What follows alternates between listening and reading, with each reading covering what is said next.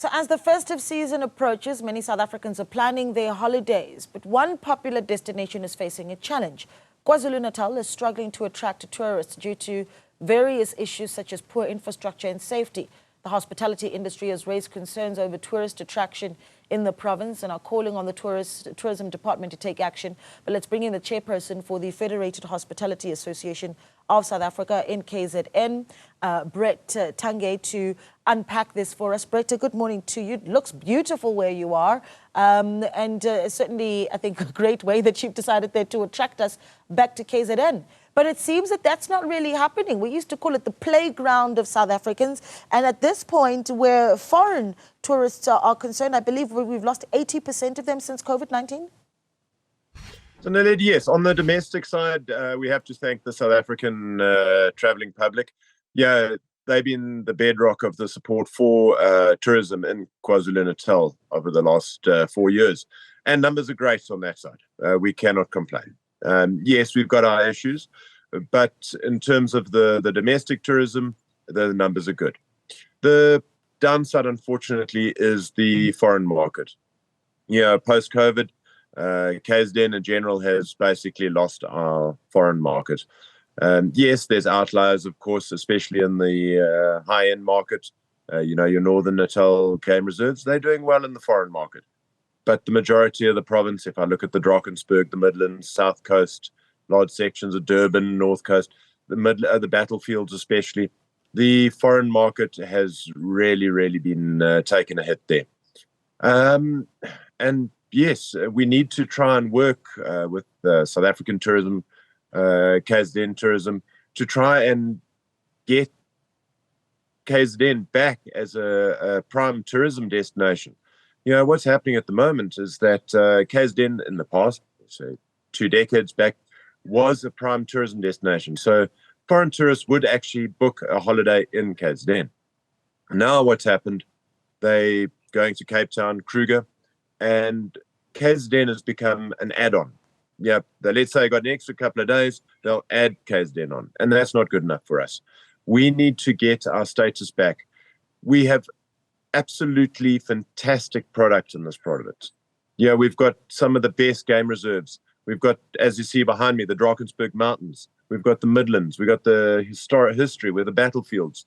The culture. We've got, the Zulu culture. We've got the English settler culture. We've got the Indian culture. It's a melting pot on that side. We've got amazing beaches, where you actually can swim year round. Yeah, we need to just put that back out there and get the foreign traveling public back here into the province. Okay, now I need to touch on the beaches because obviously the culture of KZN is something that you cannot deny is an attraction for domestic, and hopefully as we try and get back those foreign tourists, and we're playing some of the images of just how beautiful Durban really is. But there is the issue of beaches. Just a few weeks ago, the eThekwini municipality needed to address issues on what led to the closure of Durban's beaches.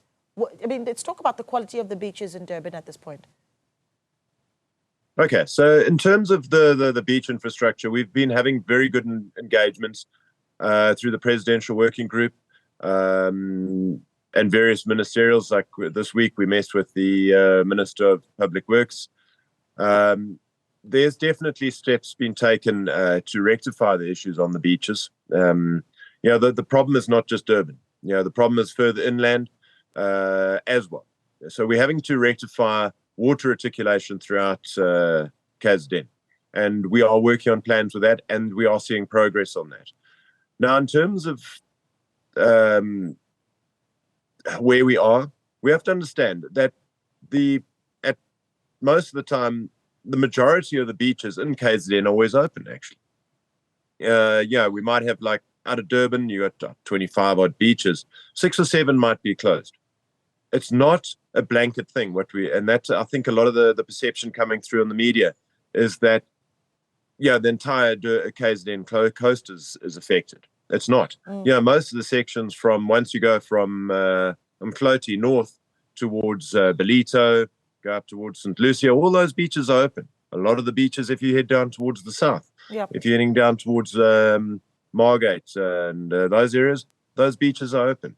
Okay. So yeah, and so there is a perception that everything is closed. It's not. And that's a really important point, because KZN is not Durban, and there's so much more to see in the province. And I think that's something that needs to be highlighted. There have been calls, of course, for the Tourism Minister, Patricia de Lille, to really deal with fixing some of the beaches in Durban, a prime holiday spot. What do you need from government at this point, if you'll give us that briefly?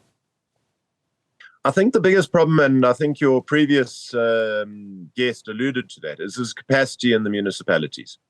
The technical skills in terms of wastewater treatment is in most municipalities not there anymore. And that's why when I was very encouraging with the meeting with Minister McPherson this week, and that they're wanting to set up a national task team that'll go to these municipalities and with the both the monetary, the purse, and also with the technical skills to assist these municipalities in turning these wastewater treatment plants around. Yeah. And if we can get that right, we'll have a dramatic change.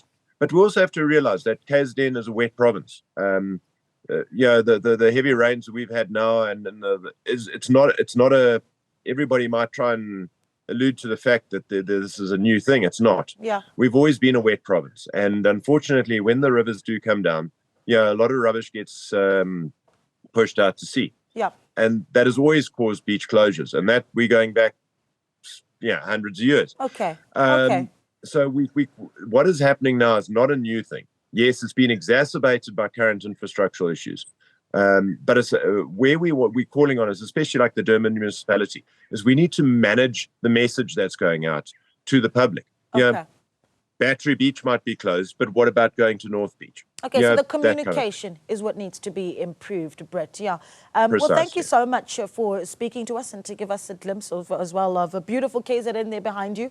Brett Tungay there is FedHasa KZN's chairperson. FedHasa is, of course, the Federated Hospitality Association of South Africa. Well,